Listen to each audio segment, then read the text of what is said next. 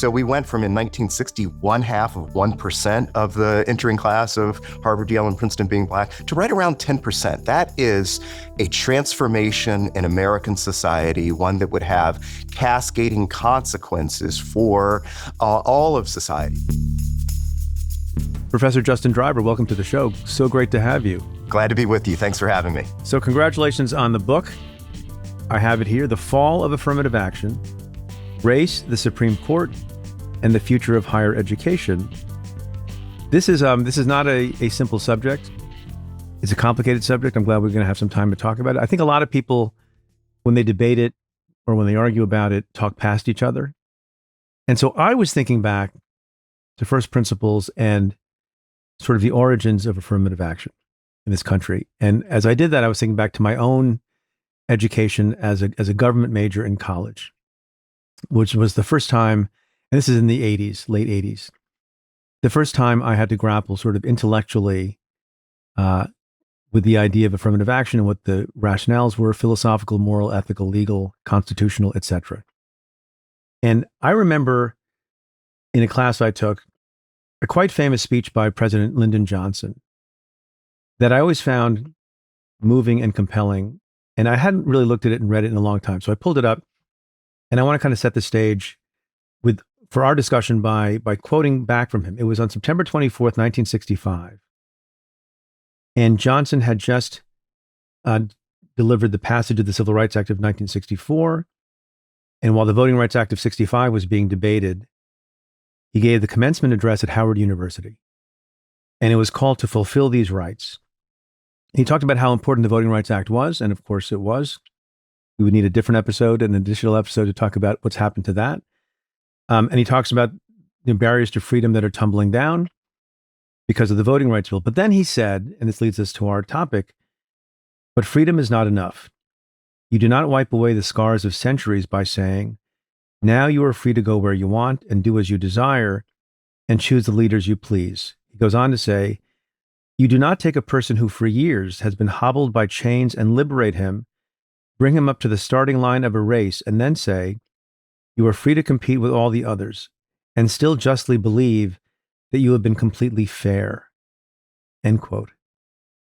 I find that fairly compelling today, as I found it some years ago, and yet, the debate has gotten very hot. So here's my question finally. How did it come to be that affirmative action in higher education and in other institutions became popular enough to pass and to be accepted, given how we've seen the debate devolve over time and then the Supreme Court striking it down in the Harvard case in the last couple of years? So can you just take us back a little bit to the origin of it?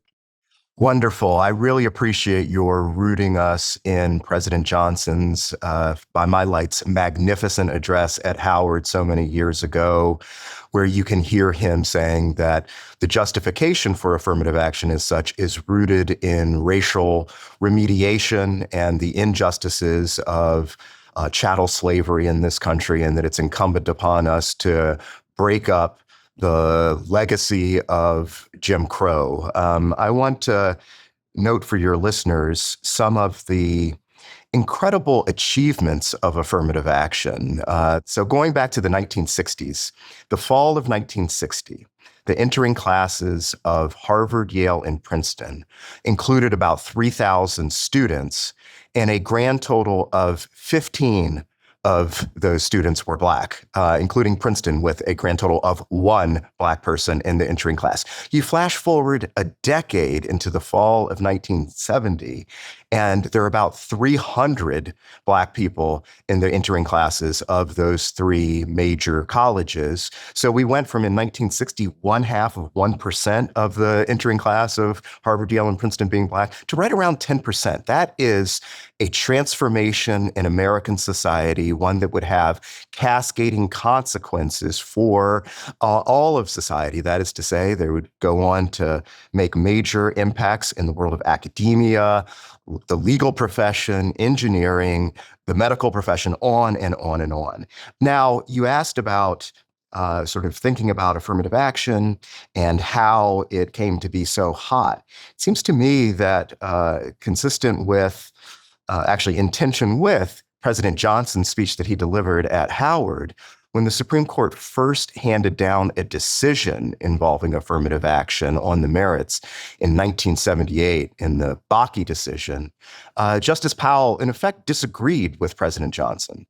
He said that the reason for affirmative action is not about slavery or its effects, but instead, the only permissible justification for affirmative action has to do with diversity, and that we all benefit from the classroom exchanges that flow from having a diverse class. And that is, I think, Preet, an effort to sort of tamp down some of the high volatile emotions that surround this issue. There are those who think that Justice Powell's controlling opinion in Bakke was deeply misguided, and that in effect, Justice Powell can be understood to be twirling his mustache, because by saying that, diversity was the only justification for affirmative action, it undermined its legitimacy.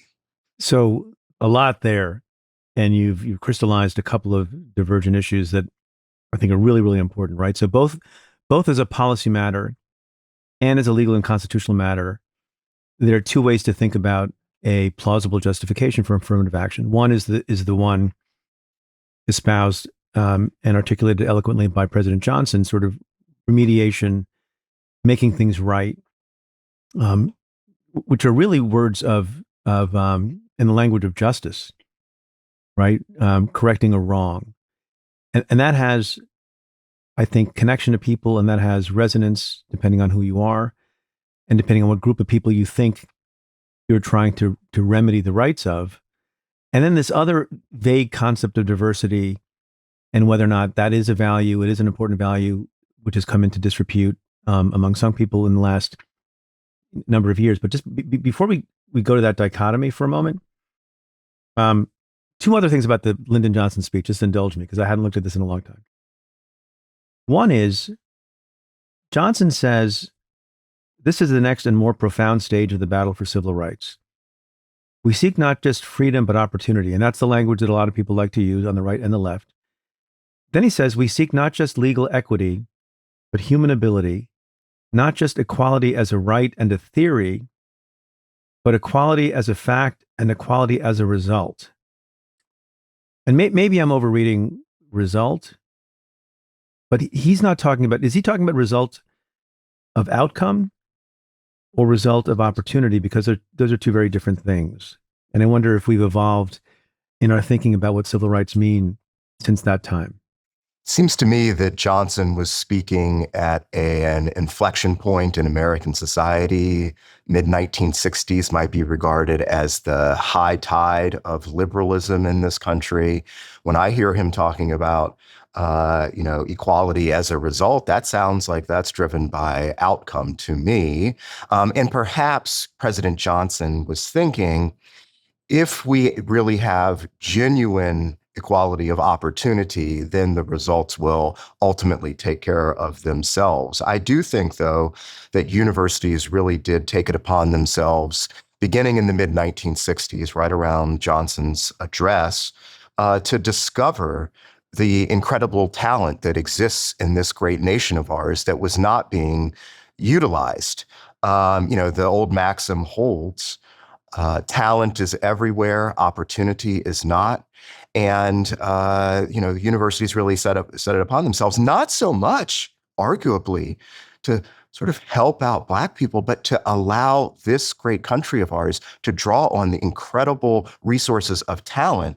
And Black people had systematically been denied opportunities to be able to realize their full potential. And that generation, and those couple of generations of people who made their way through leading universities, improved our nation for the better in their sort of material achievements, but also in changing the notion of where Black people belong in American society. Rather than systematically being assigned to the caboose, there was an idea that Black people belong in the most rarefied segments of American society.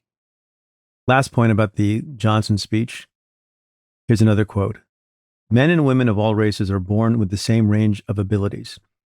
But ability is not just the product of birth. Ability is stretched or stunted by the family that you live with and the neighborhood you live in. by the school you go to and the poverty or the richness of your surroundings. It is the product of 100 unseen forces playing upon the little infant, the child, and finally the man, end quote. And the reason I cite that is for its eloquence. Is it quaint for me to miss eloquence in the White House?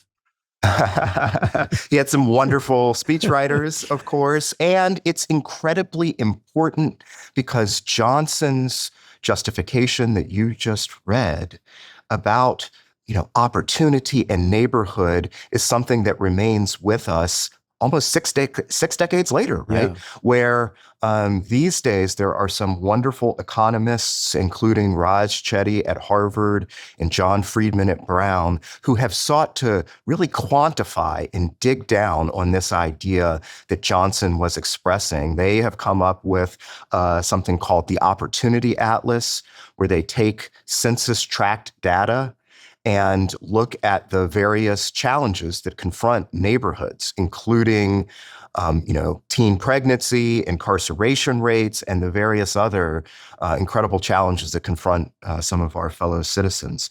And so some universities are using the Opportunity Atlas as an effort to grapple with the legacy of the Supreme Court's invalidation of affirmative action and an effort to bring students from all sorts of different backgrounds to campus.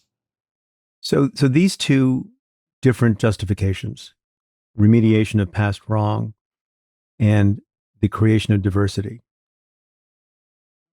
Back when Lyndon Johnson was speaking in the 60s, which of those things probably in the public mind was more persuasive? I suspect that most people would have thought racial remediation is the primary justification. And why? Because slavery was only a century in the past? And how about today, if you could pick either? It's an interesting question. If you were to talk to most administrators, I think that they would hang their hat on diversity rather than on racial remediation. And I don't think it's only attributable to the passage of time. Rather, I think it's attributable to the incredible influence that Justice Powell's opinion in the Bakke decision had. So sometimes it's tempting to think that these Supreme Court opinions only matter to lawyers and things of that nature. I don't think that's the case, at least in this particular instance. Administrators across higher education deeply imbibed this lesson offered by Justice Powell that the justification was diversity. And part of the reason would have been that it's not only Black people who have confronted racial discrimination in this country. And so if you're thinking only about sort of racial remediation and tying it directly to slavery, that might shut out people who you might want to bring in. And it's possible that diversity sands down some of these rough edges here, and that's the reason that it has become ascendant. So there's another aspect to all of this. Unlike some things, right?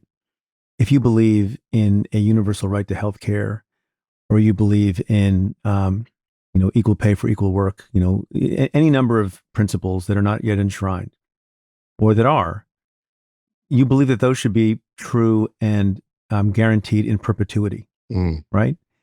This idea of affirmative action, in part, I guess, pragmatically, in part philosophically, and in part politically, was always meant to be temporary, right?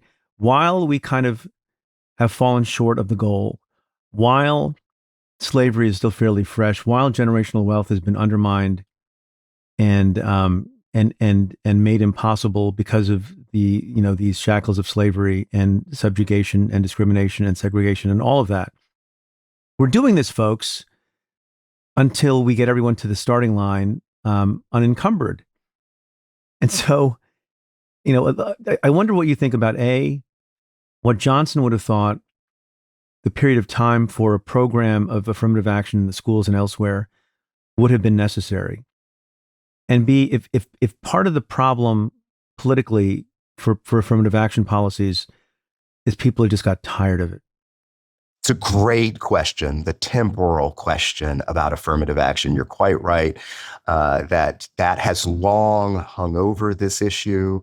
I can say with respect to the Supreme Court of the United States when they were considering Bakke in 1978. This very issue came up at conference. In effect, how long do we need to stagger the starts to this race? One of the justices, Justice Blackmun, said, well, we're going to use affirmative action for about 10 years, he said. Right. Justice Thurgood Marshall, who knew a little something about the struggle for racial equality, said that it would take a century. So wildly divergent claims. And the temporal issue has remained with us. Let me tell you just a little bit more about how to drag the story a little bit forward. My old boss, Justice O'Connor, wrote the court's opinion in Grutter versus the University of Michigan Law School in 2003. And again, the temporal issue came to the fore. At the very end of the opinion, she upholds affirmative action, but she says, it's been 25 years since we first upheld affirmative action in Bakke. We fully expect that in another 25 years, affirmative action will no longer be necessary. This is a very unusual part of the opinion. Typically, sunset provisions we see in the legislature rather than in the judiciary. Yeah. But the Supreme Court of the United States actually, in this most recent opinion, took up Justice O'Connor, and they didn't say we are overruling Grutter in the Students for Fair Admissions versus Harvard case. They said, oh, we're honoring Grutter because 2003 plus 25 years equals 2028. This was in the majority opinion and also in one of the concurrences. And they say that works out perfectly because the next class of students who are going to be admitted to Harvard and the University of North Carolina and everywhere else are going to be part of the class of 2028. And so voila, we made it. If you were to ask, or maybe this is implicit or explicit in opinions and writings that they have done, the liberal justices, Jackson, Sotomayor, and Kagan, going back to the temporal question that we started out with, affirmative action for diversity purposes or remediation or whatever the case may be is needed. What would they say about the time frame? It's very interesting. I think that one can find some instruction here from Justice Jackson's dissenting opinion, where she sort of expands the frame of what we are considering beyond higher education and says we need to pay attention to these gulf-sized gaps that exist in the United States along racial lines with respect to health and wealth and everything in between. And so I suspect that Justice Jackson would say, when these gulf-sized gaps are closed in a meaningful way, and maybe tipping her hat toward President Johnson's Howard address, when we have equality of result, then it will be permissible to get rid of affirmative action. Or she might even say, when we have some, reasonable approximation of equality of result, then, and she would say, I suspect we're not going to be there for a long time. I mean, there are people who will say on this temporal question, I've heard people say it, you don't need affirmative action anymore. There's no, policy basis for supporting it. Look, Barack Obama got to Columbia, got to Harvard Law School, became president of the United States, reelected to the presidency. We fixed it. We're good. What do you say to that? One might even put a finer point on it than that. One might say, forget Obama.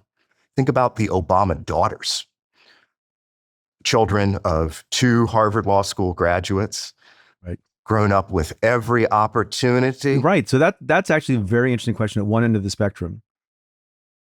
Should there be race-conscious thinking in the admission of the black daughters of the former president of the United States? What's the answer, Justin? Well, I'll tell you what then candidate Obama said in 2008, where he said basically, no, there should not be a bump for my kids who have been privileged in all sorts of different dimensions in comparison to the kid from Appalachia, who may really J.D. be Vance. Struggling and everything. Exactly. So Malia shouldn't get in necessarily, but JD does. Well, I think that's too ever so slightly too crude a way of putting it, right? The question is, of course, about a bump. It doesn't mean that there would be no black students at Harvard without the benefit of affirmative action. Justice Marshall, by the way, was asked this during the Bakke opinion about whether his son should qualify for a preference at UC Davis Medical School if he were an applicant. And Thurgood Marshall replied, damn right, they owe us.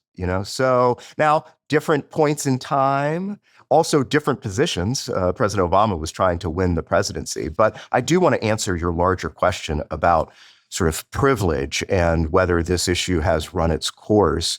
Many people who attack affirmative action really say, the Obama daughters and the other children of the Black elite should not be getting a bump up. My own response to this is a fewfold. One would be, well, admissions departments and college admissions, alas, is shot through with privilege along all sorts of different dimensions, including legacy admits, the donor class, the sailors and the fencers and the others who have been privileged. And so we shouldn't be terribly surprised that the Black elites are often the ones who are being admitted here.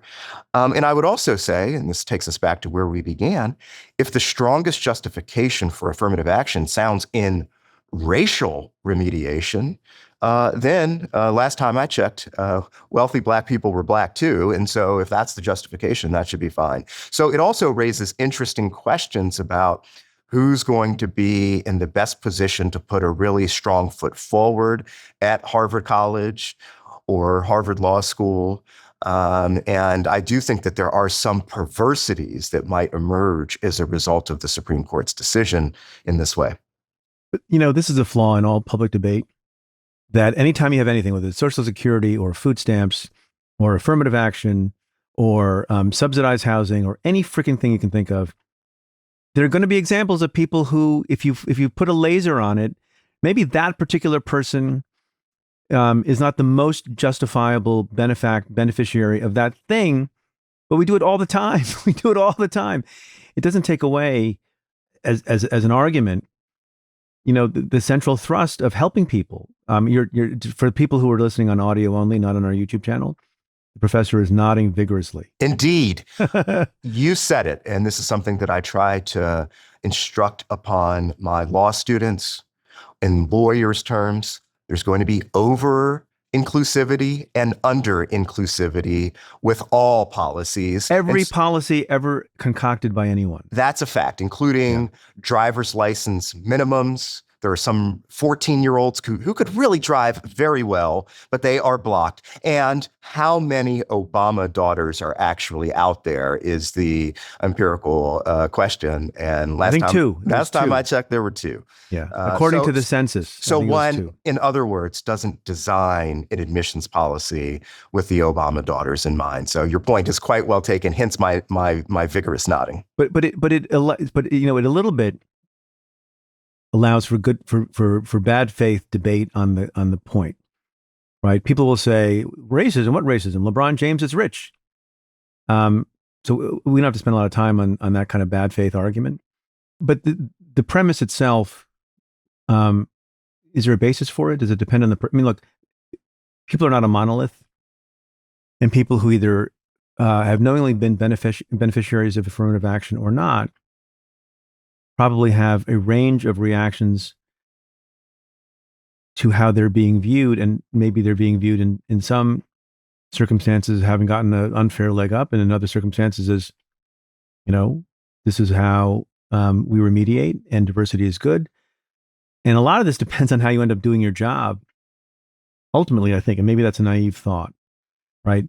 Whether you were an athlete who was admitted, or a legacy who was admitted, or a Black student who was admitted, or whatever the case may be, you graduate from that elite university and then invent something that lots of people buy, doesn't that stigma go away? And on the other hand, if you work at a place where you either do or do not do a good job, but other people are jealous of the fact that you got the job and maybe their brother or cousin didn't, then there festers a sort of resentment. Does that make any sense? Like, how do you think about those things? Absolutely. Many people would say that the problem with affirmative action is that it subordinates Black people, and that for Black professionals in particular, no matter how high you rise, there's always a shadow.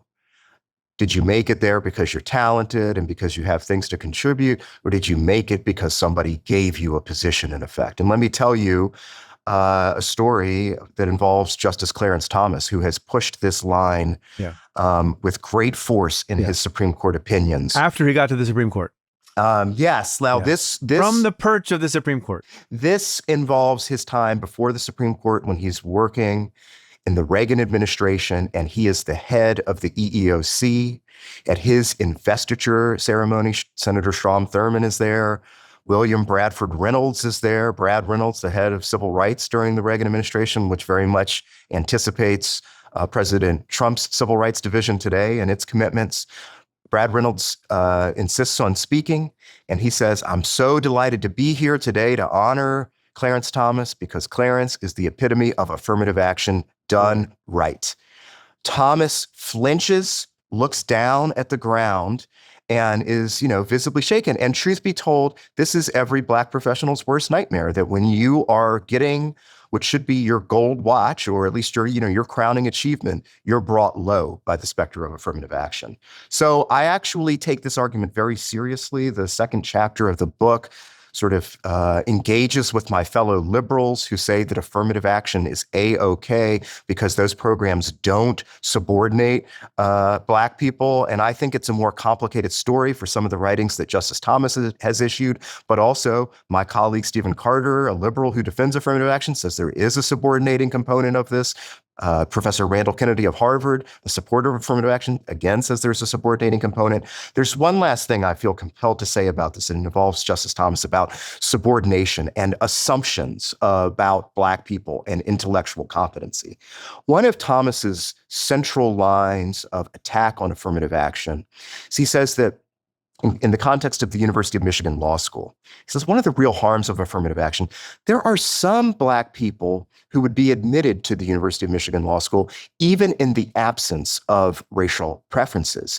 But because of the specter of affirmative action, he says, this is a quotation, all are tarred as undeserving, right? The assumption is that if you're Black and you're there, you didn't make it. I think that's exactly wrong, and that we should invert the default rule in effect, and that we should assume that people belong there until they prove otherwise. I'm not a fanatic.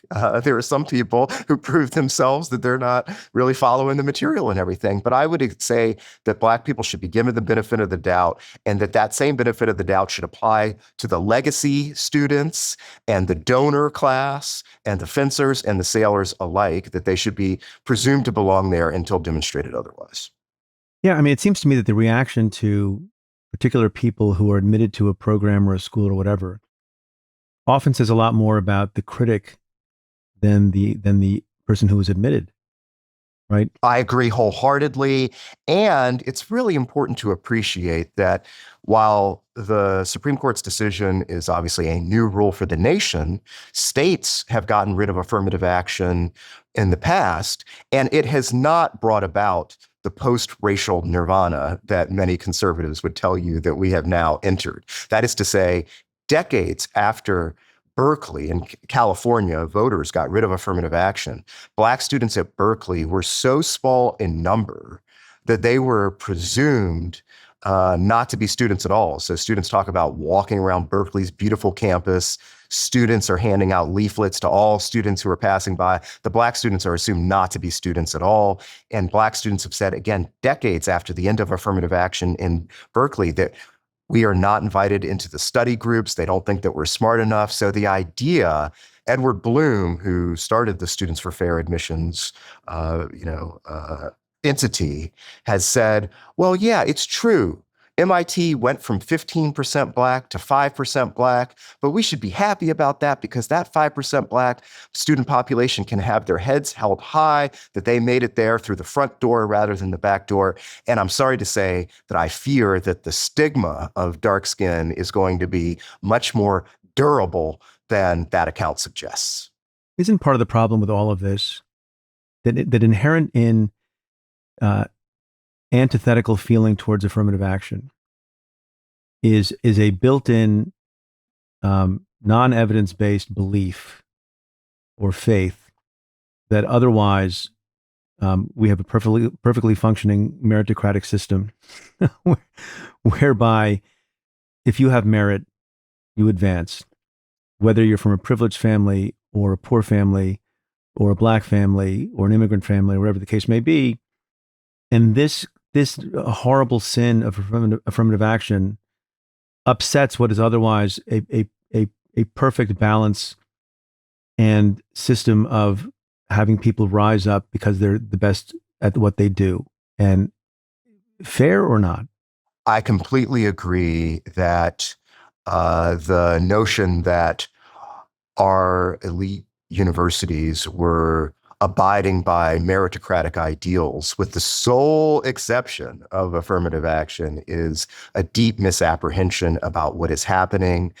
Um, Harvard College, your alma mater, about a decade ago, maybe a little bit more, 5% of the entering class at Harvard College was drawn from 7 high schools in the country, including, Trinity, Andover, Exeter. There are thousands upon thousands of colleges. And so there are oceans of opportunity that go through some small number of high schools and a trickle of opportunity that goes through other high schools. I also want to say that many of the students who were some of the first classes, members of classes with significant numbers of Black students at Yale College, made tremendous contributions to American society. The Yale class of '69, just when affirmative action is really getting going, included people like Henry Louis Gates Jr., Kurt Schmoke, Black mayor of Baltimore, leader in higher education, Barbara Jordan Lee, Linda Darling Hammond, education scholar of great import. She wrote a wonderful book called Other People's Children, really significant people. Someone won the Pulitzer Prize in this class. So if you were to look at the Black students in the Yale class of '69, the idea that merit was sacrificed with that remarkable cohort, I find that to be, deeply wrongheaded. So there's another critique that you talk about at some length, which I think is called Mismatch, the Mismatch critique, and it's I guess it's adjacent to the Stigma critique, and it's not about just people's perceptions; it's about actual mismatch, according to these people, of the qualifications and capabilities of somebody who gets admitted under an affirmative action program, who's not up to snuff, can't do the work, and that creates feelings of defeatism and frustration on the part of that student as well. And I guess the theory goes, but I'm sure I'm screwing it up. You're not doing them any favors if you bring them into an environment where they're not capable of performing well, and that's bad for everybody. I have an immediate reaction to that, but tell me what you think and what you write about in the book. Yeah, you're exactly right in describing mismatch. The claim would be, and this is associated most primarily these days with Professor Richard Sander of UCLA, that you think that you are helping these Black students and brown students who are admitted. In fact, you are harming these students, exactly as you say, Preet. Students who would have really flourished at the 15th best, say, law school in the country are instead pulled up, sucked up into an academic environment for which they are ill prepared. I am completely unconvinced By that one. by this argument, and there has been important empirical data work that has done by Ian Ayers, my colleague here at Yale, Dan Ho out at Stanford, and others have worked on this and said the empirical justification doesn't work. And part of it is actually attributable to the, sadly, incredible elitism that suffuses the law school world. That is to say that there are certain excellent law firms in this country that would not recruit at the 15th best law school in the country. And so one might go so far as to say that even assuming that you are number 550 at Harvard Law School, butt naked last in your graduating class, that might be better than being, I'm sorry to say, the valedictorian of the 15th best law school. By my lights, it shouldn't be that way as a normative matter. It is that way as a descriptive matter. I do think, though, that this mismatch idea is an important one. Partly because conservatives have hit it so hard. But again, I think that the SFFA decision might make these issues worse rather than better, not focusing on the academic piece, but instead on the social piece. Because under the new admissions regime, it's going to be easier for a college to admit the valedictorian of an underperforming urban high school than it will be to admit the A- student from, say, Andover. Is that good? So is that what do you think of that? So it's an interesting question. I can see cases going either way, but I would say that Justice Thomas has written in both public and said in private circumstances that that's not a good idea for the valedictorian of the underperforming school because of the social adjustment, that if you're not sure who you are, he told a student from Ballou High School in Washington, D.C., who was headed off to Brown University, you can get chewed up and spit out, and it will just be, an overwhelming environment. So in that part of the book, I am trying to take conservative argumentation seriously. And I say that under the new world, that this mismatch idea is going to be intensified. I want to come around to the diversity argument and what are the principles that undergird it? What's the data, et cetera. But I want to ask the question this way. This is what I understand to be true. I have 3 kids who have all gone through the college process in recent years. And they go to a top public school in Westchester County, or went, and they've had every privilege you can imagine. They also work their ass off and are profoundly smart and great students. And in connection with their application process and their friends' application processes, a lot of which involved applying to elite universities that you and I are talking about, and that are the subject of your book. Here's what I've been told. Particularly when the question is raised, why did this particular A+ student who had an almost perfect score in their SATs and, played the tuba in the band and every credential you could imagine, they didn't get to Harvard, Yale, Stanford, Princeton, Dartmouth, wherever. And as if that's going to ruin their lives. And you have to, spend time with everyone saying, like, you will be fine. What I've been told is any one of these universities could fill its entire population, its entire student body. My alma mater, 1,600 or so, Harvard. You could fill all 1,600 spots with 4.0 grade point average students, with perfect SAT scores and some great leadership position and a wonderful essay. All 1,600.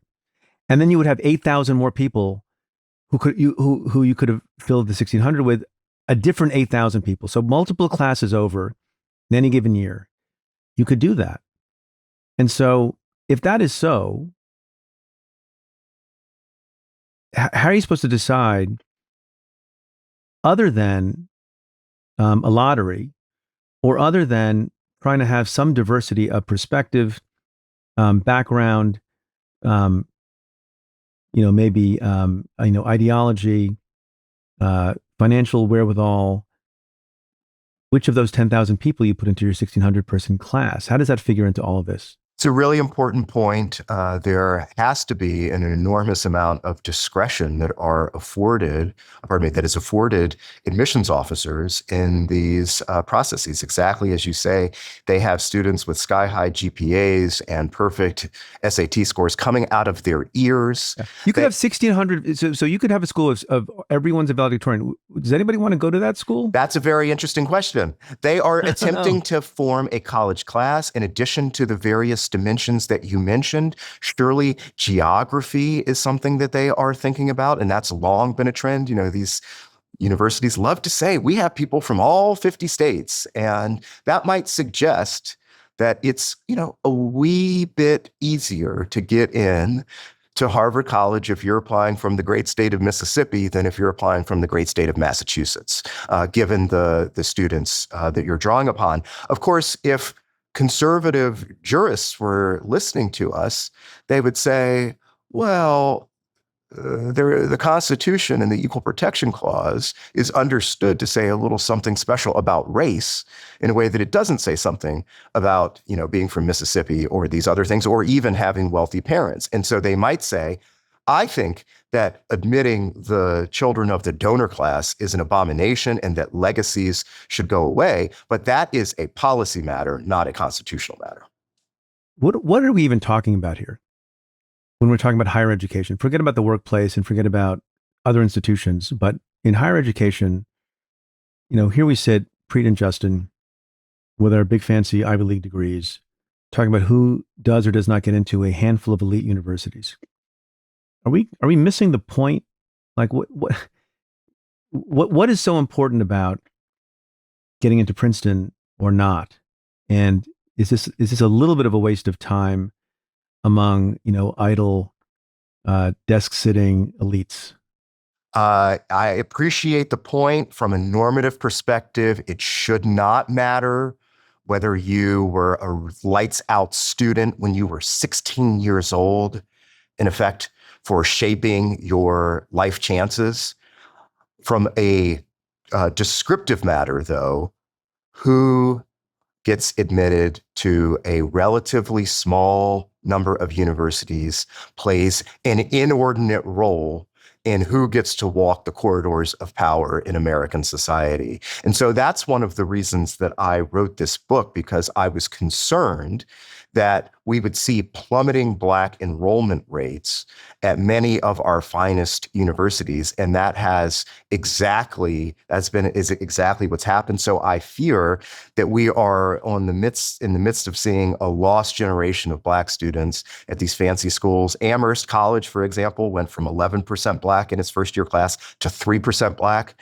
Princeton went down, its most recent numbers, 5% Black. One could go on and on and on in many other Ivy League colleges. And I do feel compelled, to say that the Trump administration has been attacking higher education, as you well know, and saying that, these are out of touch elites that are sort of harming society. And the Trump administration often cloaks itself in sort of in the clothes of populism, right? Where they say we're sticking up for Joe Sixpack and what Nixon would have called the forgotten Americans.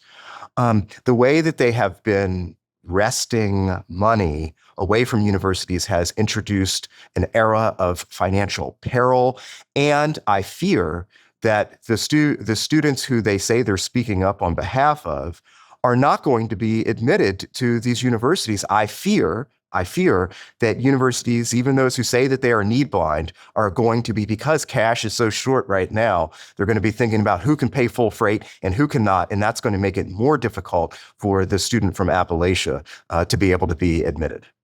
May I ask a mildly provocative question then? Please. Isn't there an argument that one parallel project that should be undertaken is to reduce the influence and power of these few elite universities and take it out of the equation? This point that you made earlier, which is whether you like it or not, admission and matriculation from these universities allows you to be more likely to walk the halls of power, and that reducing the power and influence of those universities and people who attend those universities is a good enterprise. And by the way, in that vein, lots of conservatives, including Donald Trump and the MAGA folks, seem to be well on their way on that project. To dress those universities down a little bit, maybe by means that we don't like and that we oppose, and that should be opposed. Conservatives are saying they don't want to send their kids to Harvard, Yale, Princeton. In this regard, at least in this context, is that a good thing? Well, one would need to pull apart a couple of different things that have been mashed together. One can say, of course, people who attend colleges that are outside of the top schools should have every opportunity to walk the corridors of power, and I would co-sign that project. Yeah, we should have more. I however, would completely distance myself from the idea that anything that the Trump administration is doing to higher education is That was the provocative part. advantageous. That was the That's the provocative part. provocative part. But it's really important to underscore that universities and their science research and many other areas are really suffering grave harm. American higher education, it's often said, is the envy of the world. That's true.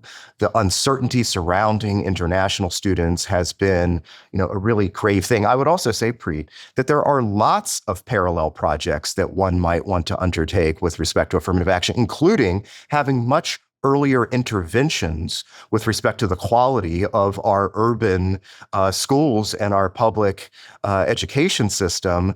But I don't see opponents of affirmative action rushing headlong to say we really need to rethink the way that we fund schools and society.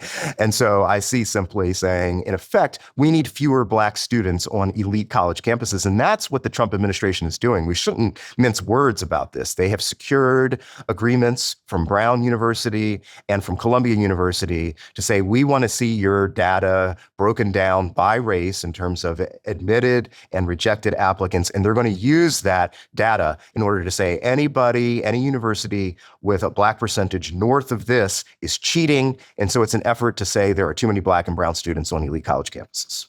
The problem with the Trump administration on all of this is it's not good faith.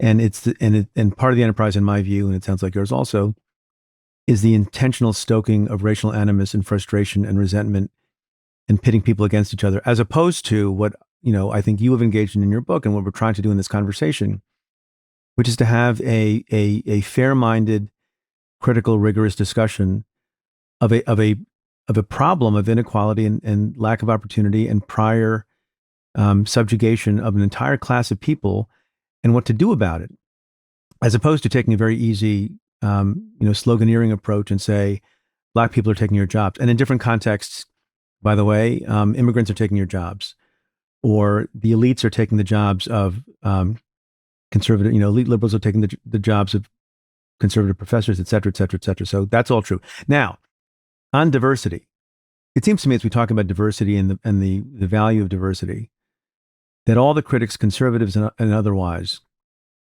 have to contend with a gigantic problem with their argument that is to be found in the Harvard opinion that we've been talking about a lot in this conversation.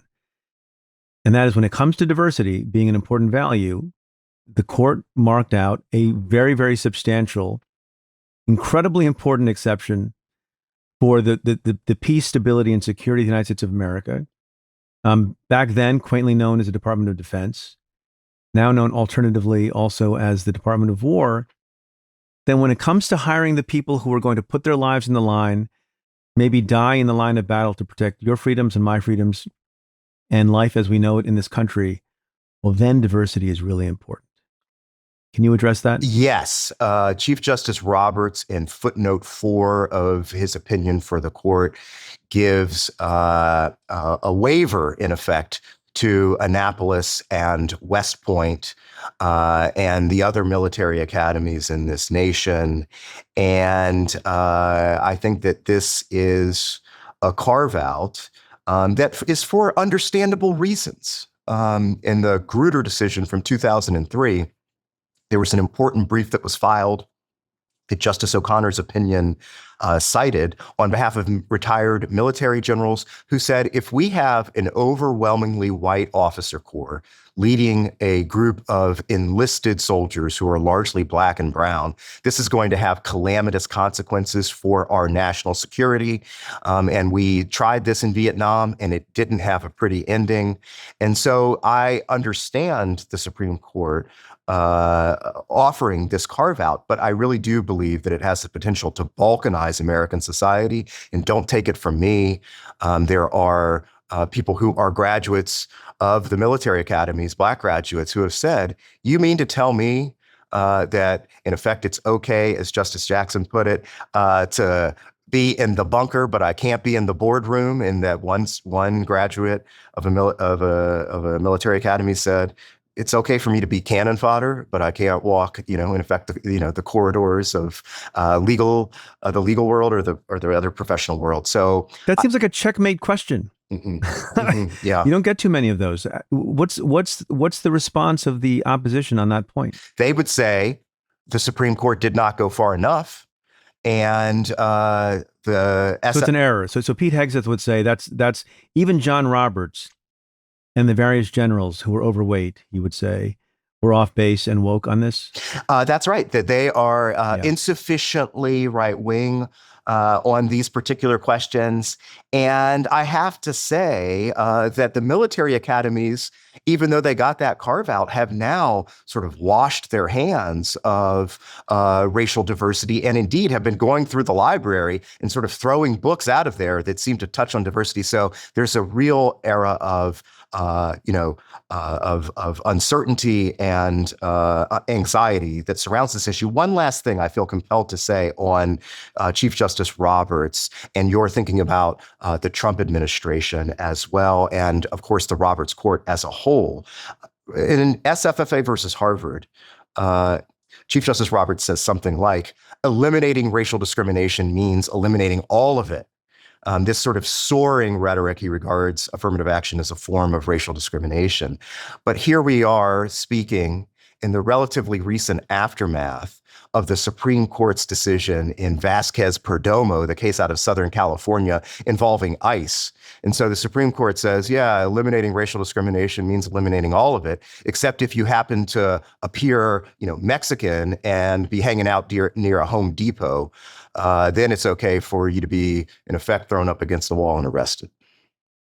Might you address people who are listening and answer the question, isn't it valid if it's not based on the kind of racial antagonism that I think characterizes a lot of what the Trump folks are doing?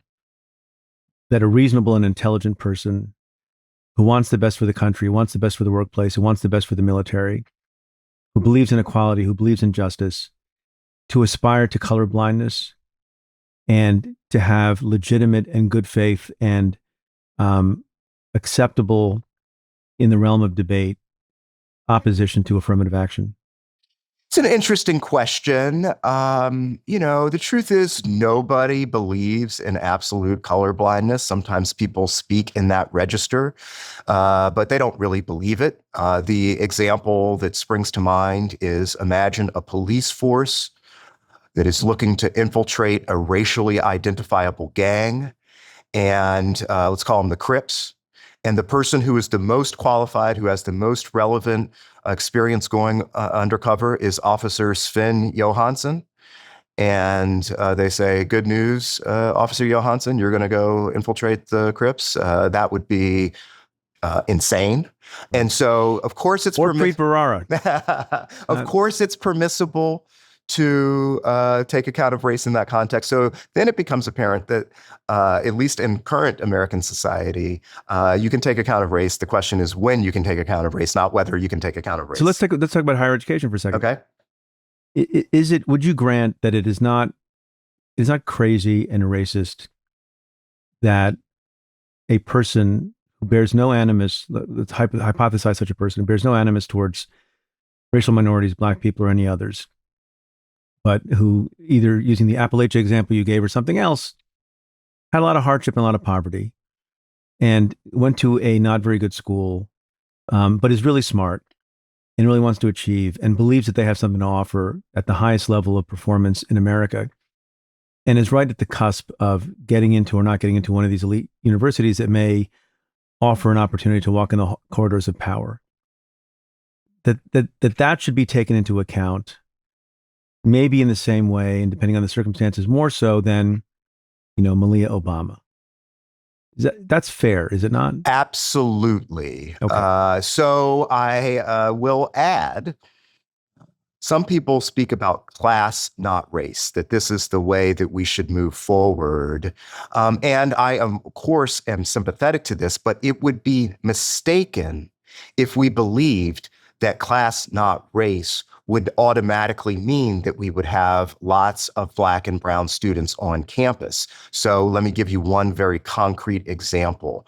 Princeton University recently announced its incoming demographics for the class of 2029. They and I am proud of them, I really do salute them for this, have more students from modest backgrounds than they've ever had before, more Pell Grant recipients.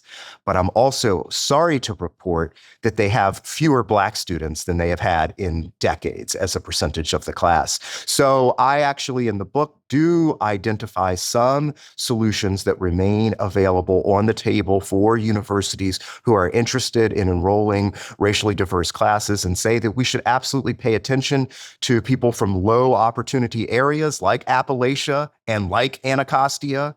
And but we should further say that 10% of, say, the Princeton class should come from these low opportunity areas, but 80% of those students should come from urban areas and 20% should come from rural areas. I haven't merely pulled those numbers out of my hat. The census tells me that 80% of Americans live in urban areas, 20% live in rural areas. And so, of course, we want students from talented rural areas and urban areas on our college campuses. I am 100% behind that.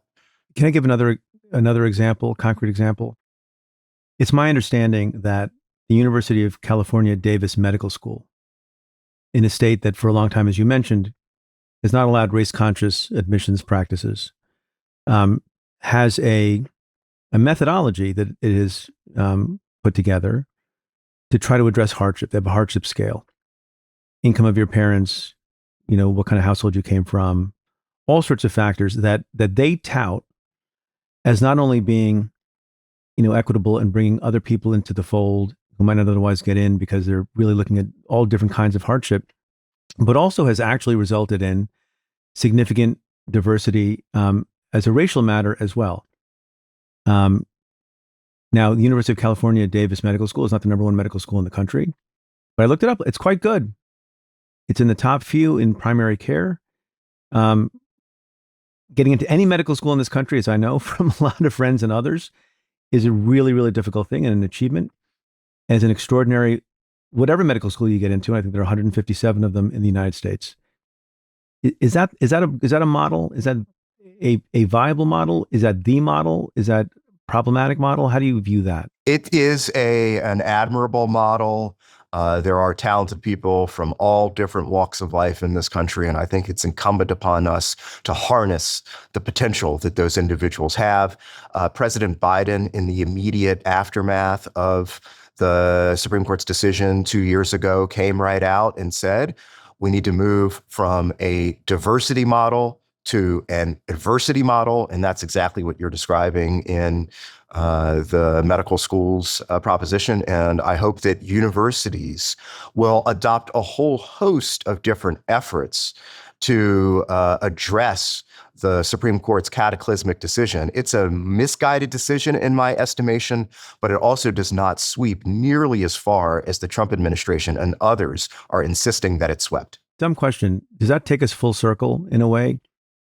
Is an adversity model going back to remediation and putting in the backseat diversity so that the Bakke decision and Powell's argument ultimately at the end of the day, and as we sit here now, is not the best one? I'll go you one further and Please. say, yes, amen, but that the Supreme Court's decision in SFFA versus Harvard also opens the door to preferences for the descendants of the enslaved.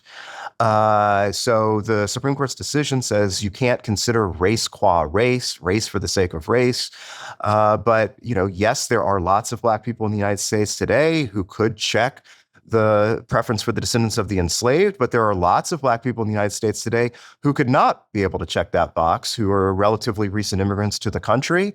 That means that there are Black people on either side of the divide, and therefore that's not race qua race. And actually, originalism counterintuitively opens the door to this sort of argumentation, because if you're an originalist, you think about the original public meaning of the 14th Amendment, and what do you do with the Freedmen's Bureau if you're Justice Thomas or four of his colleagues? And Justice Thomas says, well, wait a minute, the Freedmen's Bureau was not, as you and I would assume, about helping Black people.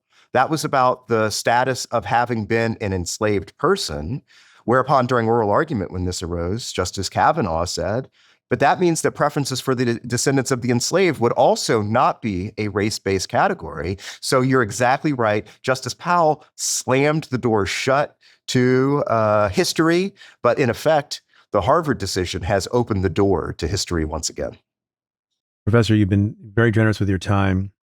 Congratulations again on the book. It's a really fair, deep, and rigorous analysis of the issue, which is relevant to all people, wherever you come from and whatever you look like. It's called The Fall of Affirmative Action, Race, the Supreme Court, and the Future of Higher Education by Justin Driver. Justin, thank you so much. Thank you, Preet. I really enjoyed the conversation. Hey folks, don't forget to subscribe to our channel so you never miss an episode.